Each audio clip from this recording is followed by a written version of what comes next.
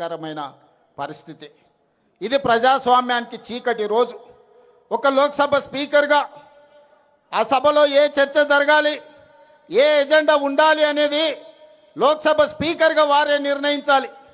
వారు ప్రభుత్వం నుంచి ఒత్తిడికి లోనై నరేంద్ర మోడీ గారు భయపెట్టి లోక్సభ స్పీకర్ గారిని ఈ నీట్ పరీక్షలకు సంబంధించి కానీ సిబిఎస్ఈ పరీక్షల కుంభకోణం గురించి కానీ ఈరోజు చర్చ జరగకుండా అడ్డుకున్నాడు. మిత్రులారా, ఈరోజు లోక్సభ స్పీకర్ మీద ఢిల్లీ పోలీసుల మీద ఒత్తిడి తీసుకొచ్చి ఈరోజు నరేంద్ర మోడీ గారు పాశవికంగా కాంగ్రెస్ పార్టీ నాయకుడు రాహుల్ గాంధీ గారిని కొడితే రాహుల్ గాంధీ గారి ముక్కులో నుంచి రక్తం చిందింది. ఆ రక్తం ఈ నేలను తడిపింది. నేను ఒక్క మాట చెప్పదలుచుకున్న నరేంద్ర మోడీ గారికి, నరేంద్ర మోడీ గారు ఈ దేశ ప్రజల కోసం రక్తం చిందించడం గాంధీ కుటుంబంలో రాహుల్ గాంధీ మొదటివాడు కాదు, రాహుల్ గాంధీ చివరివాడు కాదు. ఆనాడు మహాత్మా గాంధీ గారు ఈ దేశం కోసం 30 ఏళ్ళు తెల్ల దొరలతో కొట్లాడి ఈ దేశానికి స్వతంత్రం తీసుకొచ్చిండు.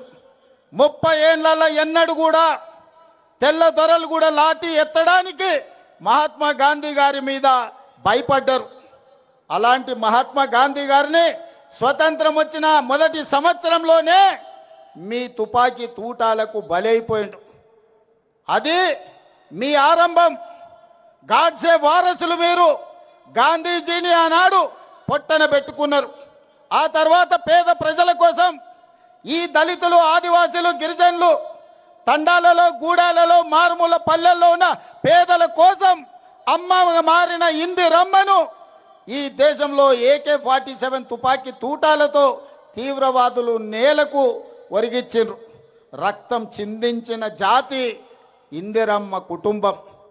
ఆనాడు ఇందిరాగాంధీ చేసిన త్యాగం, ఆ వారసత్వాన్ని పుణికిపుచ్చుకున్న రాజీవ్ గాంధీ ఈ దేశ సమగ్రత కోసం బాంబులు పెట్టి పేల్చేస్తే తునకలైనా దేశాన్ని ఐక్యంగా ఉంచండు.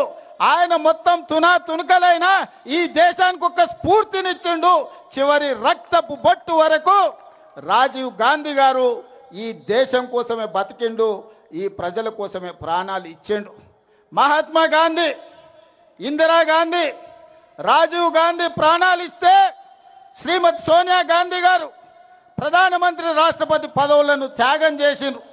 ప్రణబ్ ముఖర్జీని ప్రధానమంత్రిని చేసింది డాక్టర్ మన్మోహన్ సింగ్. ప్రణబ్ ముఖర్జీ గారిని రాష్ట్రపతిని చేసింది డాక్టర్ మన్మోహన్ సింగ్ గారిని ప్రధానమంత్రిని చేసింది శ్రీమతి సోనియా గాంధీ గారు. ఏ పదవి తీసుకోలే. అలాంటి సోనియా గాంధీ గారి వారసుడు రాహుల్ గాంధీ గారు 2004లో ఎంపీగా ఎన్నికైనా 10 సంవత్సరాల అధికారంలో ఉంటే మొదటి 5 ఏళ్ళు మంత్రి తీసుకోలే, రెండవ 5 ఏళ్ళు ప్రధానమంత్రి తీసుకోలే. ప్రతిపక్షంలో 10 ఏళ్ళు ఉంటే ప్రతిపక్ష నాయకుడిగా మల్లికార్జున్ ఖర్గే గారిని, లేకపోతే బెంగాల్కు సంబంధించిన నాయకునికి ప్రతిపక్ష హోదా ఇచ్చిండు.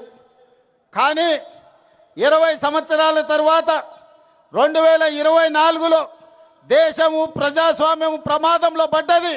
రాజ్యాంగాన్ని మార్చాలని, రిజర్వేషన్లను రద్దు చేయాలని నరేంద్ర మోడీ కుట్ర చేస్తుంటే ఈనాడు ప్రతిపక్ష నాయకుడుగా రాహుల్ గాంధీ గారు బాధ్యత తీసుకున్నారు.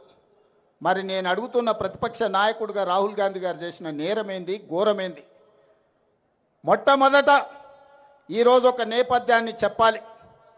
సిబిఎస్ఈ 10th ఇంటర్ పరీక్షా పత్రాలు గతంలో పేపర్లు దిద్దే విషయంలో జరిగిన అవకతవకలు, కుంభకోణాలకు 2019లో ఇక్కడ ఇంటర్మీడియట్ పరీక్షలు దిద్దిన గ్లోబరీనా సంస్థ, కేటీఆర్ బినామీ సంస్థ ఈడ ఇంటర్మీడియట్ 2019 పరీక్ష ఫలితాలలో అవకతవకలకు పాల్పడితే 27 మంది విద్యార్థులు ఆనాడు తెలంగాణలో ఆత్మహత్యలు చేసుకున్నారు.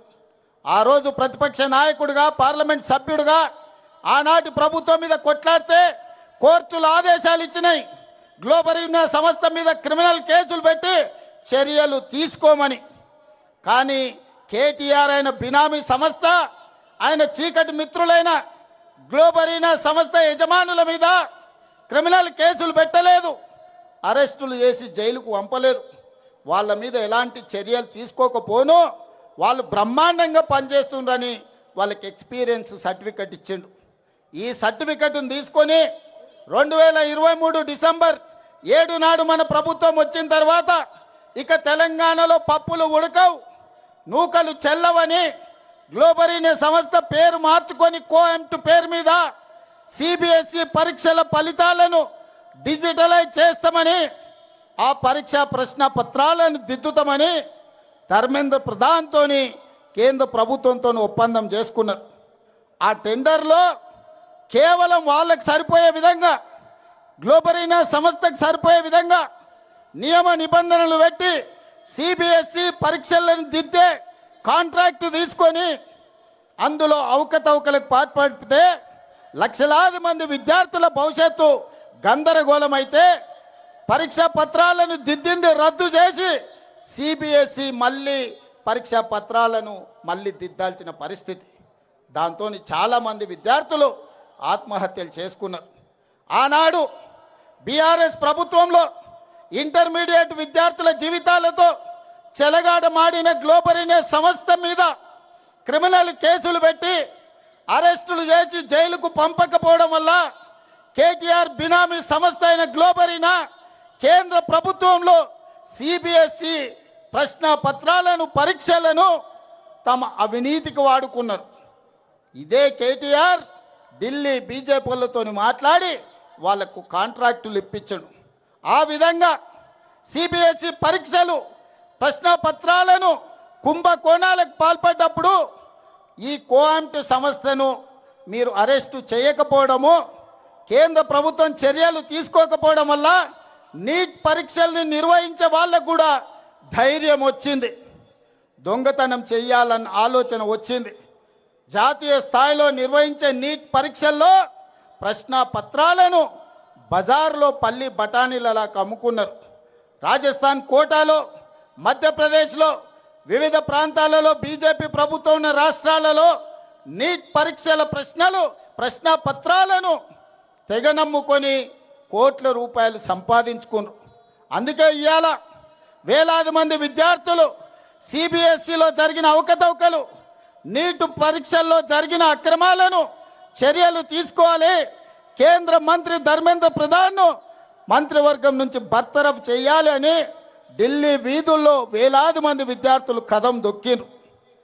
తప్పు జరిగిన కేంద్ర ప్రభుత్వం, ప్రధానమంత్రి నరేంద్ర మోడీ ఈ దేశ ప్రజలకు క్షమాపణ చెప్పి ధర్మేంద్ర ప్రధాన్ను బర్తరఫ్ చేయాల్సింది వదిలేసి నిరసన తెలుపుతున్న వేలాది మంది విద్యార్థుల మీద లాఠీ చార్జ్ చేసి బాష్పవాయువు గోళాలను ప్రయోగించడు, తుపాకీ తూటాలను పేల్చాడు, వందలాది మంది విద్యార్థులను గాయపరిచాడు, తలకాయలు బగలగొట్టిండు, చేతులు విరగ్గొట్టిండు.